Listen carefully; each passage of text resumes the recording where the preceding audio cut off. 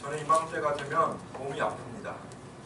딱 요즘 같은 여름에 제가 입시 준비를 할 때 참 고생을 많이 했는데요. 몸이 그때를 기억하는 것 같습니다.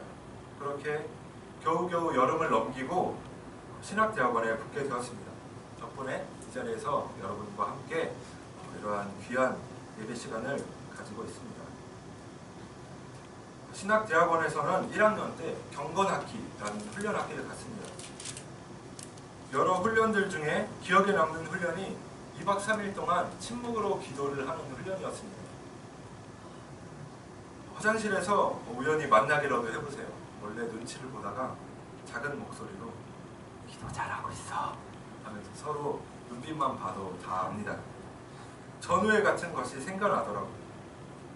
기도원에서는 저희가 기도하고 싶은 것들을 기도하는 것이 아니라 기도 선생님들이 기도의 방향을 잡아줍니다. 선생님들의 기도 지시에 따라서 기도를 하다가 소명을 확인하는 시간이 되었습니다. 그런데 아무리 소명에 대해 기도하고 생각하려고 해도 하나님께서 저를 왜 쓰려고 하시는지 신대원에 보내셨는지 알 수가 없었습니다. 물론 제 개인적인 마음으로는 신대원에 너무나 가고 싶었죠. 그런데 문득 나는 사역자의 길을 원했지만 하나님께서 이 길을 나에게 보여주신 것이 아니라면 어떡하지? 내 이기심으로 온 것이라면 어떡하지? 사실 소명에 대한 부분은 늘 저의 마음을 무겁게 했습니다. 모태신앙으로 자랐습니다. 신앙 좋은 부모님 밑에서 자랐습니다. 자연스럽게 교회가 좋아졌습니다. 교회에서 하는 모든 일들이 익숙해졌습니다. 내가 그래서 교회가 좋아진 걸까? 이게 내 일이라고 생각했던 걸까? 저의 고민들은 자연스럽게 저의 존재에 대한 질문들로 바뀌어 나갔습니다. 나는 뭘까? 왜 나일까? 하나님은 나를 쓰실까? 시간이 흐르고 다시 기도 선생님과 만나는 시간이 되었습니다.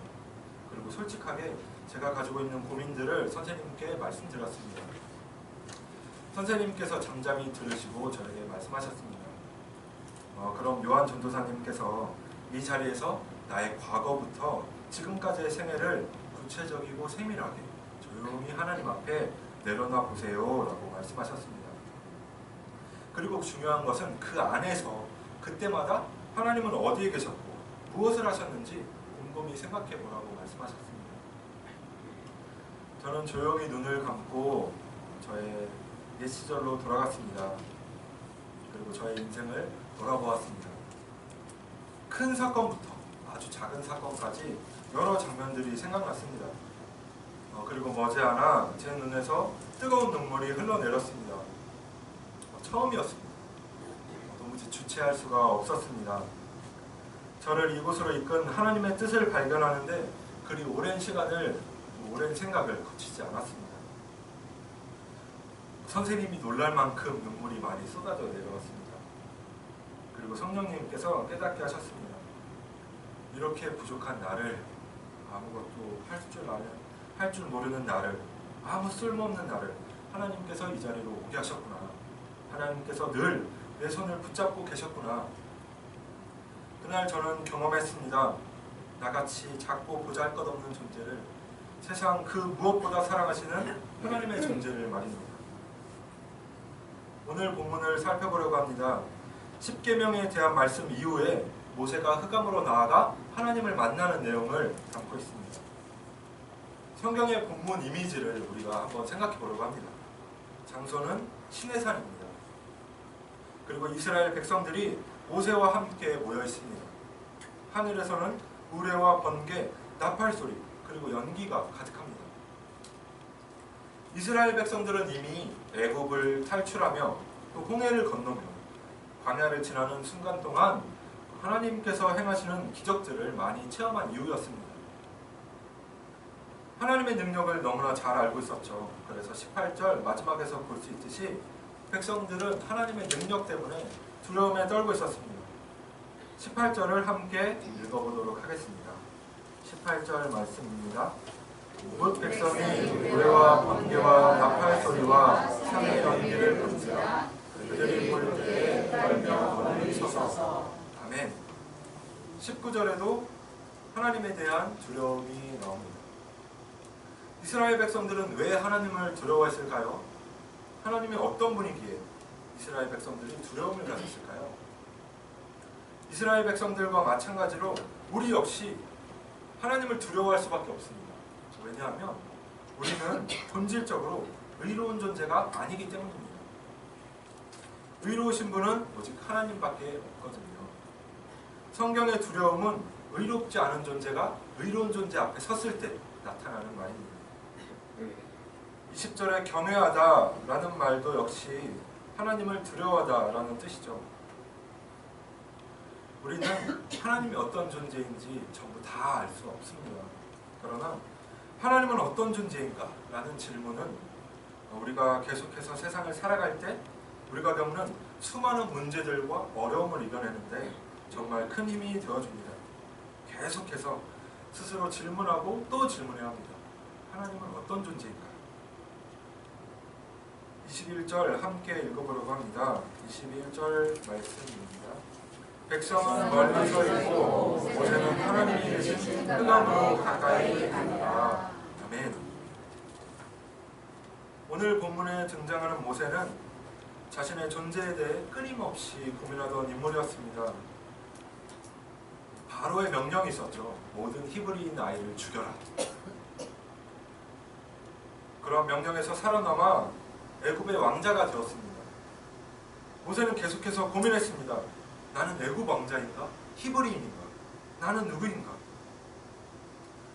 광야의 시간을 통해 하나님께 묻고 또 물었습니다.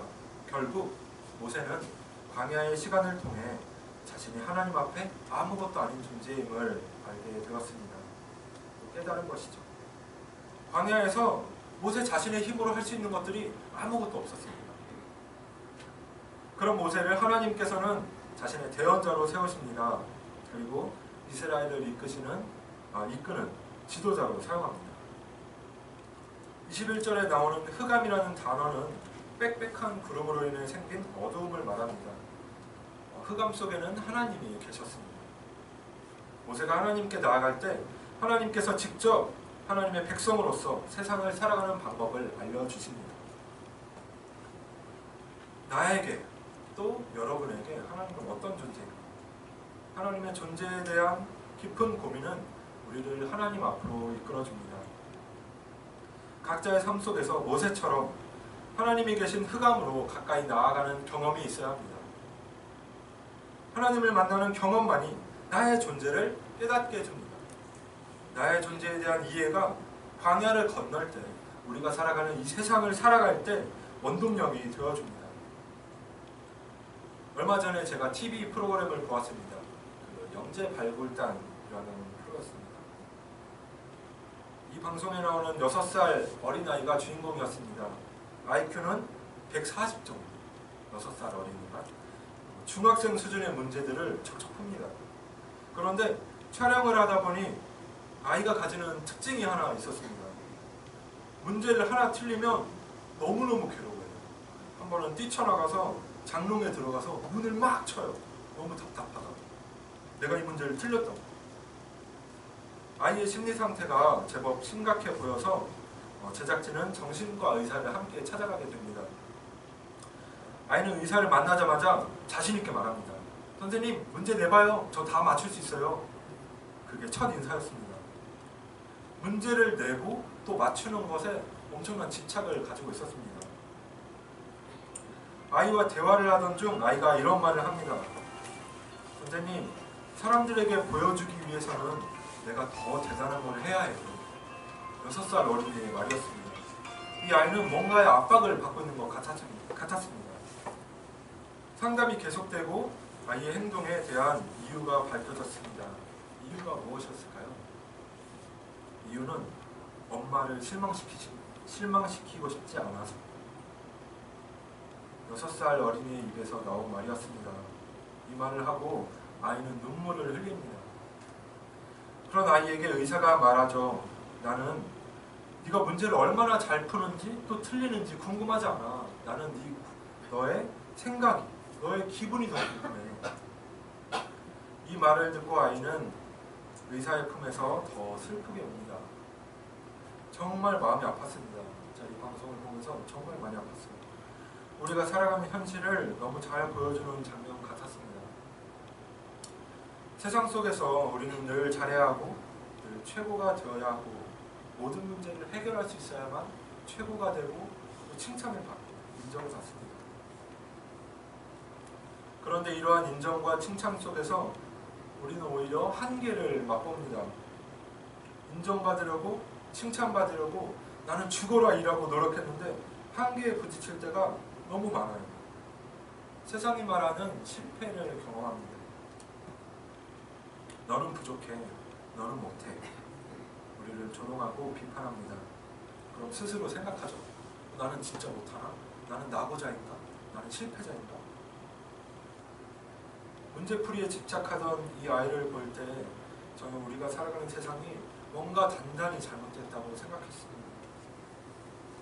또래 아이들보다 능력도 뛰어나고 아는 것도 훨씬 많고 똑똑한데 세상의 기준대로라면 이 아이는 최고가 되어야 하는데 이 아이는 전혀 행복해 보이지 않았습니다.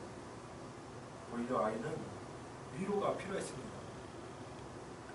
의사가 너의 생각과 너의 기분이 더 궁금해 라고 말해주었을 때 저는 참 고마웠습니다. 아이를 위로해 주어서 참 고마웠고 또 하나님의 마음이 어떤 것인지 우리에게 잘 알려주어서 고마웠습니다. 의사는 아이의 실력보다 아이를 평가하기보다 아이의 마음이 더 궁금했습니다. 아이의 마음을 묻는 의사의 질문은 아이의 존재에 대한 접근이었죠. 우리 역시 이러한 존재의 회복이 필요합니다.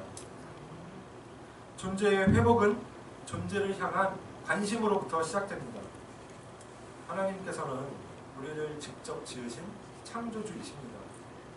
우리의 존재를 가장 잘 아시고 가장 많이 사랑하십니다. 그렇기 때문에 우리는 하나님을 통해서만 존재의 회복을 경험할 수 있습니다. 하나님이 계신 흑암으로 더 가까이 나아갈 때 하나님을 경험할 때 우리는 하나님의 존재 회복시키심을 경험할 수 있습니다. 22절에서 26절의 내용을 제가 한번 요약해 드리려고 합니다. 22절에서 26절입니다. 나는 너희 생각에 가둘 수 없는 신이다. 나는 그런 존재다. 신상을 만들지 마라. 다듬지 않은 돌로 토단을 쌓고 그 위에서 번제와 화목제를 드려라. 그렇게 내 이름을 기념하는 모든 곳에서 내가 복을 주겠다 말씀하십니다.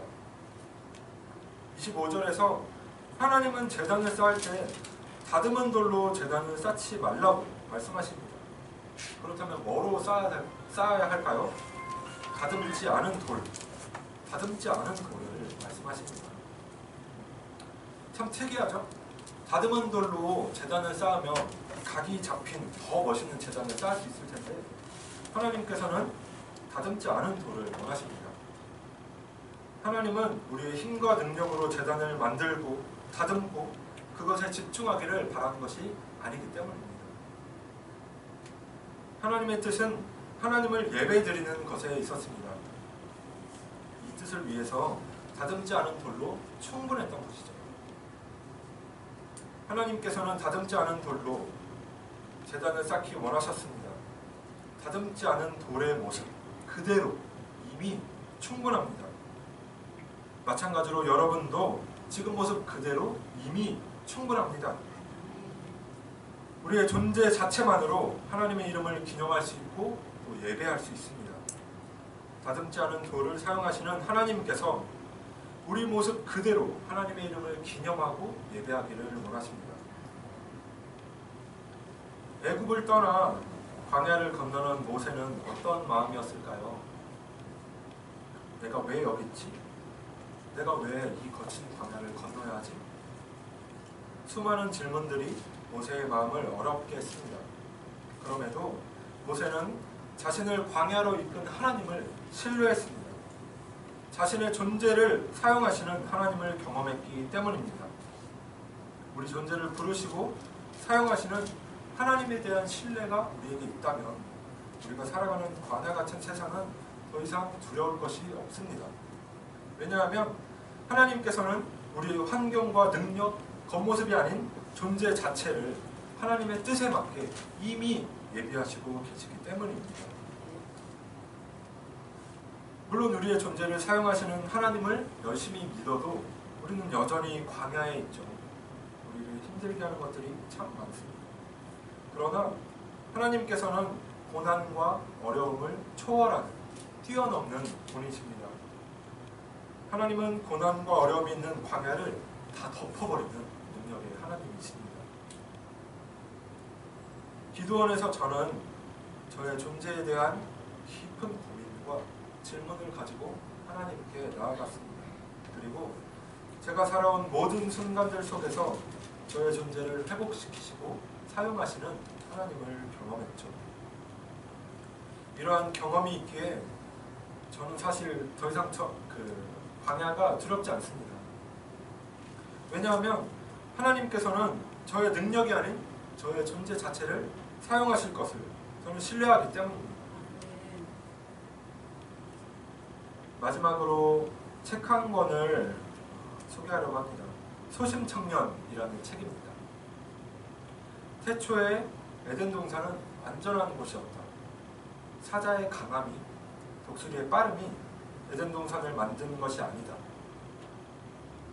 에덴 동산에서 함께하는 토끼나 참새 같은 작고 약한 동물들도 에덴 동산을 이루는 존재들이었다. 다양한 동물들이 에덴 동산에 존재하는 것만으로 에덴 동산의 완전함에 기여한 것이다. 하나님께서는 여러분의 존재만으로도 이미 충분하다고 말씀하십니다. 송파교회 교인 모두가 하나 되어 우리가 살아가는 이 광야가, 이 세상이 더 이상 우리에게 고난과 어려움이 아닌 은혜의 장소가 될 수 있도록 서로가 서로를 위해 더 열심히 기도하고 사랑하는 그런 영적 공동체가 되기를 저는 계속해서 기도하겠습니다. 하나님께서 우리와 늘 함께 하십니다. 끝까지 우리가 함께 하기를 원합니다.